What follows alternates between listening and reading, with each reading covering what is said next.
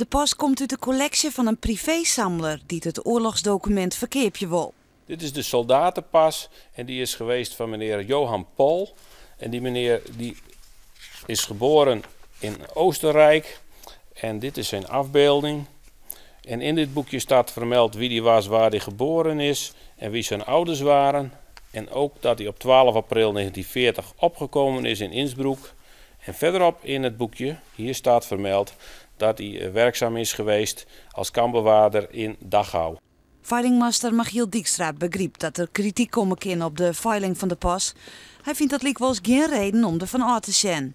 Sterker nog, hij had zelfs geen moment twijfelen. Dit soort artikelen, documenten, hoort bij de geschiedenis van Europa, laat ik wel zeggen.